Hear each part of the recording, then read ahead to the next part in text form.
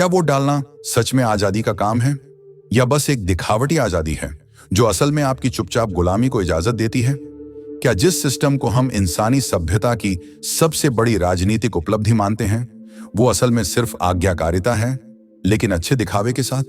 2016 में कई अमेरिकियों को यह झटका महसूस हुआ।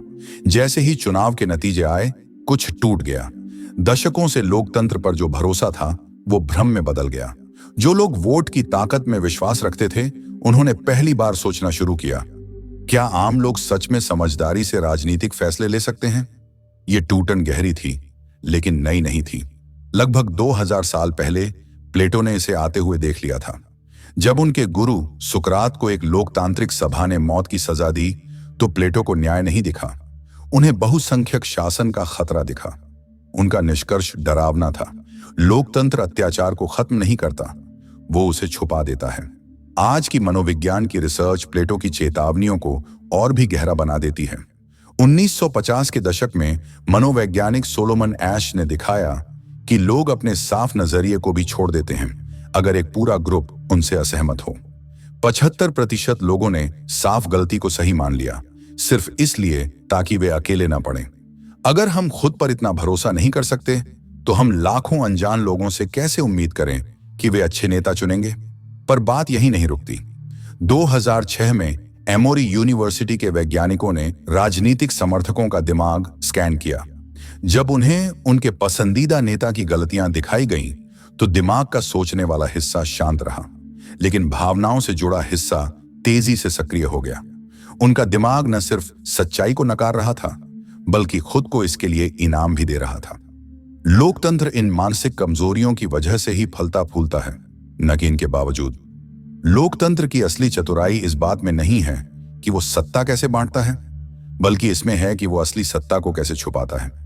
खुले तानाशाहों की तुलना में, जहां पुलिस, सेंसरशिप और हिंसा होती है, लोकतंत्र नरम लगता है, इंसानी लगता है, न्यायपूर्ण लगता है। और यही वो धोखा है जिसे प्लेटो ने सबसे बड़ा खतरा बताया था। सबसे असरदार नियंत्रण वही होता है जो महसूस ही नहीं होता। वो लगता है जैसे ये आपकी अपनी पसंद हो। आधुनिक लोकतंत्र गुस्से और असहमति को कुछ रस्मी कामों में बदल देता है। चुनाव, याचिकाएं, विरोध प्रदर्शन, ये सब आपको भावनात्मक राहत देते हैं, लेकिन सिस्टम नहीं बदलते। आपको लगता है कि आपकी आवाज सुनी गई, आपको लगता है कि आप शामिल हैं, लेकिन असली ढांचा जैसा का तैसा रहता है। राजनीति के प्रोफेसर स्टीवन लेवित्स्की इसे प्रतिस्पर्धी तानाशाही कहते हैं।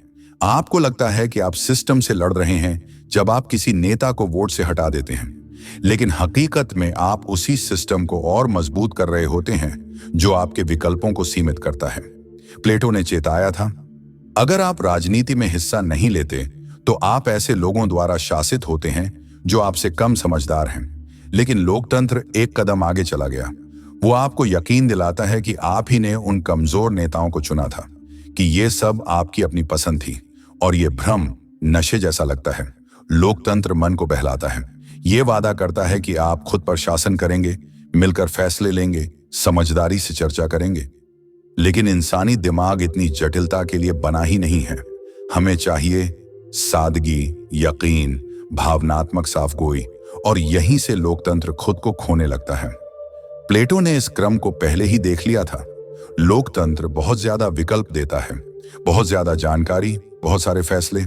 इससे दिमाग उलझ जाता है, और जब इंसान उलझन में होता है तो उसे सच्चाई नहीं, साफ साफ जवाब चाहिए होते हैं। यहीं से मैदान में आता है जननेता, एक ऐसा व्यक्ति जो सब कुछ आसान बना देता है, जो आपको बता देता है कि दोष किसका है, जो कहता है आप मत सोचिए, मैं सोचूंगा। न्यूरोसाइंस भी यही कहता है। जब हमारा दिमाग ज्यादा जानकारी और अनिश्चितता से भर जाता है, तो सोचने समझने की शक्ति धीमी पड़ जाती है। तब भावनाएं हावी हो जाती हैं। हम सोचने की जगह बस प्रतिक्रिया देने लगते हैं, और जो भी हमें इस मानसिक थकावट से राहत देता है, वे उस ओर खिंच जाते हैं। वेनेजुएला इसका ताजा उदाहरण है। ह्यूगो चावेज ने सत्ता तख्ता पलट से नहीं ली, उसे बहुमत से चुना गया। उसने लोगों से वादा किया कि वो सारी जटिलताओं का हल निकालेगा। उसने भावनात्मक राहत दी, और जब तक जनता को समझ आया कि उन्होंने क्या खो दिया है, तब तक वो मानसिक रूप से इतना जुड़ चुके थे कि पीछे लौटना लगभग नामुमकिन हो गया। दुनिया भर में यही पैटर्न दोहराया जा रहा है। लोकतंत्र को कोई बंदूक की नोक पर खत्म नहीं कर रहा, लोग खुद उसे वोट से खत्म कर रहे हैं, एक एक आरामदेह झूठ सुनते हुए। ये हमें लोकतंत्र की एक बड़ी कमजोरी दिखाता है। ये ऐसे नेताओं को इनाम देता है जो चुनाव जीतने में माहिर हैं, ना कि शासन चलाने में। चुनाव जीतने वाले गुण हैं आत्मविश्वास, आसान भाषा, भावनात्मक जुड़ाव। लेकिन अच्छा शासक बनने के लिए जिन चीजों की जरूरत होती है, गहराई, संतुलन और जटिल समझ, वो अक्सर इनसे उलट होती हैं। प्लेटो ने इसे एक जहाज की कल्पना से समझाया था। सोचिए, एक जहाज पर सवार लोग तय करें कि उसे कौन चलाएगा। असली नाविक, जो सितारों और नक्शों की मदद से दिशा समझता है, उसे खुद भी अपनी बात में थोड़ा संकोच होता है, क्योंकि सच्चाई हमेशा सीधी नहीं होती। वहीं एक चालाक, तेज तर्रार शख्स कहता है, सब कुछ आसान होगा, रास्ता भी आसान और शराब भी फ्री। बताइए, लोग किसे चुनेंगे और वो जहाज कहां जाएगा? हम ब्रेन सर्जरी पर वोट नहीं करते, पुल कैसे बने इस पर वोट नहीं करते। वहां हम विशेषज्ञों की बात मानते हैं। लेकिन राजनीति में आत्मविश्वास ज्ञान से जीत जाता है। क्यों? क्योंकि असली विशेषज्ञ कभी पक्के शब्दों में बात नहीं करते। वो कहते हैं, ये निर्भर करता है। वो हर चीज को कई पहलुओं से देखते हैं। लेकिन हमारा दिमाग इस अस्पष्टता को पसंद नहीं करता। हम सीधा, स्पष्ट जवाब चाहते हैं, और इसी वजह से हम असली नाविक को नजरअंदाज करके उस जहाज को डुबोने वालों को चुन लेते हैं। ये कोई सिस्टम की गलती नहीं है, यही सिस्टम है। और अब ये और भी चालाक हो चुका है। प्लेटो ने कभी डिजिटल युग की कल्पना नहीं की थी, लेकिन उनकी गुफा की कथा, जहां लोग अंधेरे में दीवार पर पड़ती परछाइयों को सच्चाई समझते हैं, आज की सच्चाई से बिल्कुल मेल खाती है। आज भी हम परछाइयां ही देख रहे हैं। फर्क बस इतना है कि अब ये परछाइयां आपके लिए बनाई गई हैं। आपका सोशल मीडिया फीड सिर्फ जानकारी नहीं दे रहा, वो आपकी सोच को गढ़ रहा है। एल्गोरिदम सीख रहे हैं कि आप किससे डरते हैं, आप क्या चाहते हैं, आपकी कमजोरियां क्या हैं, और फिर वो आपको वही दिखाते हैं जो आप देखना चाहते हैं। इसका नतीजा, हर इंसान के लिए एक अलग सच्चाई, पक्के यकीन के साथ बनी झूठी दुनिया। आपको लगता है कि आप पहले से ज्यादा जागरूक हैं, जबकि असल में आप पहले से ज्यादा चालाकी से कंट्रोल किए जा रहे हैं। कैम्ब्रिज एनालिटिका सिर्फ प्रचार नहीं कर रही थी, वो मनोविज्ञान को एक हथियार बना चुकी थी। जो लोग चिंतित थे, उन्हें डरावनी बातें दिखाई गईं। जो गर्व से भरे थे, उन्हें तारीफें दी गईं। जो अकेले थे, उन्हें किसी ग्रुप का हिस्सा महसूस कराया गया। ये कोई आम प्रचार नहीं था, ये बहुत ही निजी स्तर पर किया गया मानसिक नियंत्रण था, और ये काम कर गया। नतीजा क्या हुआ? ऐसा राजनीतिक बंटवारा जो पीढ़ियों से नहीं देखा गया था। हर पक्ष को लगता है कि वही समझदार है, वही सही है, और दूसरा पक्ष पागल है, गुमराह है। लेकिन सच्चाई ये है कि दोनों पक्ष एक जैसे तथ्य भी नहीं देख रहे। वे दो अलग अलग दुनियाओं में जी रहे हैं। और सबसे डरावनी बात, आप अब भी सोचते हैं कि आप इस सबसे अलग हैं। आप वो एक्सेप्शन हैं। इसीलिए फैक्ट चेकिंग लोगों की सोच नहीं बदलती और बहसें बेकार लगती हैं। जब आप किसी के बनाए गए निजी नजरिए को चुनौती देते हैं, तो उनका दिमाग खुद ब खुद रक्षा करने लगता है। साइकोलॉजिस्ट इसे बैकफायर इफेक्ट कहते हैं। जितना ज्यादा आप किसी को उल्टी बातें दिखाते हैं, उतना ही वो अपनी पुरानी सोच में और गहराई से जड़ पकड़ लेता है। प्लेटो ने भी ये बात पहले ही समझ ली थी। उन्होंने कहा था, वे उससे नफरत करेंगे जो उन्हें सच्चाई बताएगा। आज के लोकतंत्र में सच्चाई को बैन नहीं किया जाता, उसे दबा दिया जाता है। शोर, ध्यान भटकाने वाली चीजें और सोशल मीडिया की असहजता के नीचे कोई अप्रिय सच बोलिए और देखिए आपकी पहुंच कैसे धीरे धीरे गायब हो जाती है। वजह, सरकार नहीं रोकती, एल्गोरिदम रोक देता है। अब जरा वाइमर रिपब्लिक को देखिए। वहां लोकतंत्र था, चुनाव होते थे, बोलने की आजादी थी, अखबार खुले थे। लेकिन जैसे ही संकट आया, वहां के लोगों ने लोकतंत्र नहीं बचाया, तानाशाही को चुना। क्यों? क्योंकि उन्होंने अत्याचार को पसंद नहीं किया था, बल्कि आजादी बहुत भारी लगने लगी थी। जब जीवन में अराजकता आ जाती है, तो इंसानी दिमाग साफ साफ आदेश ढूंढता है, आसान जवाब चाहता है, कोई आवाज जो कहे मैं संभाल लूंगा। हिटलर ने सत्ता छीनी नहीं थी, उसे चुना गया था, क्योंकि उसने लोगों को जटिलता से भावनात्मक राहत दी। ये कोई बीती हुई कहानी नहीं है, ये एक आईना है, जैसे रोम में हुआ था। जब गणराज्य कमजोर हुआ, नेताओं ने यह सीखा कि भीड़ को लुभाना, तमाशा दिखाना सच्चे शासन से ज्यादा असरदार होता है। रोटियां और खेल कानूनों की जगह लेने लगे। जूलियस सीजर ने लोकतंत्र को तबाह नहीं किया, उसने बस लोगों को वही दिया जो वो मांग रहे थे, और उसी ने उस सिस्टम को मार डाला जिसने वो सब मुमकिन बनाया था। आज के पॉपुलिस्ट नेता भी वही स्क्रिप्ट पढ़ रहे हैं। हर चीज का वादा करो, किसी न किसी पर दोष डालो, तमाशा पेश करो और धीरे धीरे सत्ता का शिकंजा कसते जाओ जब तक भीड़ ताली बजा रही हो। प्लेटो के नोबल लाई यानी शुभ झूठ को लोग अक्सर गलत समझते हैं, लेकिन हर राजनीतिक सिस्टम कुछ मिथकों पर चलता है। फर्क सिर्फ इतना है कि वो मिथक जानबूझकर स्थिरता के लिए गढ़े गए हैं या बिना सोचे समझे हमारे अंदर भरे गए हैं ताकि हम कभी सवाल न पूछें। लोकतंत्र के भी कुछ बहुत ताकतवर मिथक हैं। हर एक आवाज बराबर मायने रखती है, चुनाव से भविष्य तय होता है, नेता जनता का प्रतिनिधित्व करते हैं, लेकिन जब ये विश्वास हकीकत से टकराते हैं तो दिमाग में कॉग्निटिव डिसोनेंस यानी मानसिक तनाव पैदा होता है। लोग इन मिथकों को छोड़ते नहीं, वो किसी पर दोष मढ़ना शुरू कर देते हैं। गलती पार्टी की है, गलती मीडिया की है, सिस्टम टूटा नहीं है, हमें बस इसे और अच्छे से करना होगा, और यही चक्र चलता रहता है। उधर असली सत्ता धीरे धीरे हाथ से फिसल चुकी होती है। चुने हुए नेता सिर्फ संस्कृति और पहचान की बहसों में उलझे रहते हैं, जबकि असली फैसले अनचुने संस्थानों द्वारा लिए जाते हैं, जैसे सेंट्रल बैंक, रेगुलेटरी एजेंसियां और अंतर्राष्ट्रीय संगठन। यही है लोकतंत्र का पैराडॉक्स। जो राजनीति दिखती है वो और ज्यादा शोर मचाती है और ज्यादा बंटी हुई होती है, जबकि असली शासन चुपचाप दूर कहीं पीछे चलता रहता है, जहां आपकी कोई पहुंच नहीं, और आप फिर भी वोट डालते रहते हैं, न कि इसलिए कि इससे कुछ बदलता है, बल्कि इसलिए कि आपको लगता है शायद इस बार कुछ बदलेगा। यही इस सिस्टम की चालाकी है। वो आपको यकीन दिलाता है कि आपकी गुलामी ही आपकी आजादी है, कि आज्ञा पालन ही आत्मनिर्णय है, कि इस बार कहानी कुछ अलग होगी। प्लेटो पूरी तरह सही नहीं थे, लेकिन वो पूरी तरह गलत भी नहीं थे। लोकतंत्र से तानाशाही की ओर गिरना जरूरी नहीं है, लेकिन वो रास्ता हमेशा खुला रहता है। लोकतंत्र की मानसिक अपील नकारा नहीं जा सकती, लेकिन जैसा कि प्लेटो ने चेतावनी दी थी, इसकी कमजोरियां सिर्फ सिद्धांत नहीं हैं, वो इंसानी स्वभाव में छुपी होती हैं। अगर हम ये कड़वी सच्चाई मान भी लें कि लोकतंत्र आजादी के नाम पर एक सूक्ष्म नियंत्रण का जरिया बन गया है, तो एक बड़ा सवाल सामने आता है, फिर विकल्प क्या है? प्लेटो ने दर्शन शास्त्री राजा का विचार रखा था, ऐसे नेता जिन्हें लोकप्रियता के लिए नहीं बल्कि बुद्धिमत्ता और चरित्र के लिए चुना जाए। लेकिन इस आदर्श के साथ भी मुश्किलें हैं। कौन तय करेगा कि कौन बुद्धिमान है? कैसे सुनिश्चित करें कि सत्ता उन्हें भ्रष्ट न कर दे? कैसे रोकें कि वो आम लोगों की जिंदगी से कट न जाए? प्लेटो खुद इन सवालों को समझते थे। उनका दर्शन एक राजनीतिक योजना नहीं था, बल्कि एक दर्पण था जो हमें दिखाता है कि हम सत्ता और शासन के साथ कैसा संबंध रखते हैं।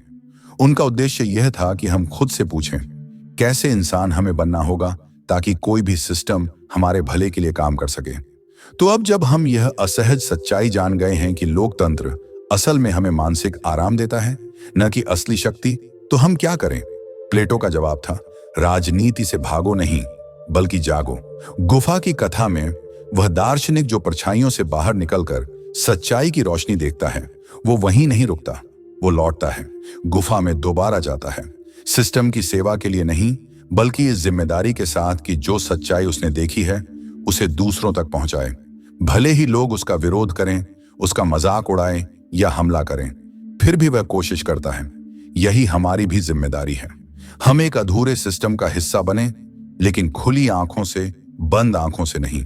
हमें वोट देना है, बोलना है, कदम उठाना है, लेकिन इस समझ के साथ कि हमारे व्यवहार को कैसे आकार दिया जाता है। हमें अब लोकतंत्र से वो उम्मीदें छोड़नी होंगी जो कभी उसमें थी ही नहीं, कि ये सबसे न्यायपूर्ण होगा, कि ये हमेशा समझदार नेताओं को चुनेगा, या कि हर वोट बुद्धिमानी से डाले जाते हैं। इसके बजाय हमें उसे वैसा देखना सीखना होगा जैसा वो वास्तव में है, एक ऐसा ढांचा जो सामूहिक मनोविज्ञान को संभालने के लिए बना है, न कि उससे ऊपर उठने के लिए। चेतना लोकतंत्र को ठीक नहीं करती, लेकिन ये आपकी भूमिका को बदल देती है। जब आप समझ जाते हैं कि भावनात्मक भाषण कैसे आपके फैसले पर हावी हो जाते हैं, आप ठहर सकते हैं। जब आप जान जाते हैं कि आपकी राजनीतिक सोच कहीं ना कहीं कबीलाई पहचान से बन रही है, सच्चाई से नहीं, तो आप विनम्रता सीख सकते हैं। जब आप देख लेते हैं कि विरोध को भी कैसे सिस्टम चुपचाप निगल लेता है, तो आप सोच सकते हैं कि असली बदलाव की रणनीति क्या हो सकती है। आप अब भी वोट डाल सकते हैं, आवाज उठा सकते हैं, हिस्सा बन सकते हैं, लेकिन इस भ्रम के बिना कि सिर्फ यही सब कुछ बदल देगा।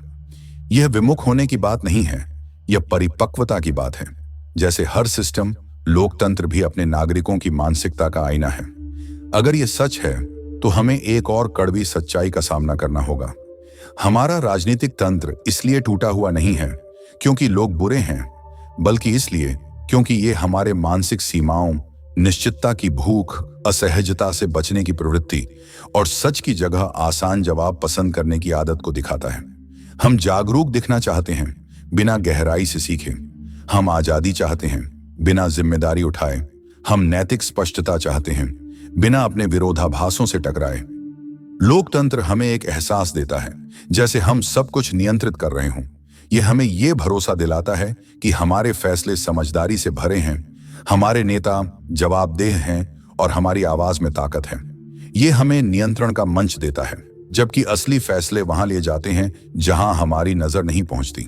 इस सच्चाई को समझना मायूसी नहीं है, बल्कि यही असली आजादी की शुरुआत है। जब आप लोकतंत्र से ज्यादा की उम्मीद करना छोड़ देते हैं, तभी आप इसका सही इस्तेमाल करना सीखते हैं। आप इसे समझदारी से नेविगेट कर सकते हैं। आप पहचान सकते हैं कब आपको भ्रमित किया जा रहा है। आप सवाल उठा सकते हैं जब जटिल बातों को जानबूझकर आसान दिखाया जा रहा हो। आप बोल सकते हैं, भले ही आपकी बात से कुछ न बदले, क्योंकि जागरूक होकर बोली गई बात का मूल्य सिर्फ असर में नहीं, आत्मा में होता है। आज वही ताकतें जिन्होंने जर्मनी के वीमार गणराज्य को तोड़ा, वेनेजुएला की लोकतांत्रिक संस्थाओं को गिराया और दुनिया के कई देशों में आजादी को मिटाया, वही ताकतें आज आपके देश में भी सक्रिय हैं। आपकी सोच को एल्गोरिदम ढाल रहे हैं। भावनात्मक थकान आपके विवेक को कमजोर कर रही है। करिश्माई नेता उभर रहे हैं जो आपको राहत दे रहे हैं, पर सच छिपाकर। और लोग इन सबको हाँ कह रहे हैं, नफरत से नहीं, थकावट से। वे थक गए हैं सोचने से, थक गए हैं चुनाव करने से, थक गए हैं जिम्मेदारी उठाने से। और यही वो पल है जिससे प्लेटो डरते थे। सवाल ये नहीं है कि क्या लोकतंत्र एक सभ्य तानाशाही बन रहा है। सवाल ये है कि क्या आप अब भी सोए रहेंगे या जागेंगे। ये लड़ाई निराशा और उम्मीद के बीच नहीं है, ये चुनाव है बेहोशी और जागरूकता के बीच। 2000 साल पहले प्लेटो ने देखा था कैसे एथेंस के लोग सोक्रेटिस की आवाज दबा देते हैं, सिर्फ इसलिए क्योंकि वो उन्हें असहज कर देता था। उन्होंने देखा कि जब लोग सच्चाई से ज्यादा दिलासा चाहते हैं तो तानाशाही टालना मुश्किल हो जाती है। गुफा आज भी है, अब वो डिजिटल बन गई है, और उसमें दिखने वाली परछाइयां अब ऐसे एल्गोरिदम बना रहे हैं जो आपकी पसंद के हिसाब से आपको सच का भ्रम दिखाते हैं। लेकिन काम अब भी वही है। पीछे मुड़ो, इन झूठी तस्वीरों पर सवाल उठाओ, उस रोशनी की तरफ बढ़ो, चाहे वो चुभती हो, क्योंकि परछाइयां सुंदर हैं पर वो असली नहीं है, और सिर्फ सच्चाई ही आजाद कर सकती है। प्लेटो की सीख ये नहीं थी कि राजनीति से भागो, बल्कि ये थी राजनीति में दिमाग खोलकर प्रवेश करो। जिस लोकतंत्र पर सवाल न उठाया जाए वो बचाने लायक नहीं, और जो नागरिक खुद पर सवाल न उठाए वो सच में आजाद नहीं। आजादी कभी आराम नहीं देती, वो हमेशा ये मांग करती है कि हम वो भी देखें जिसे देखने से डरते हैं, और फिर भी कुछ करें। ये चुनाव अब भी तुम्हारा है, कम से कम अभी के लिए।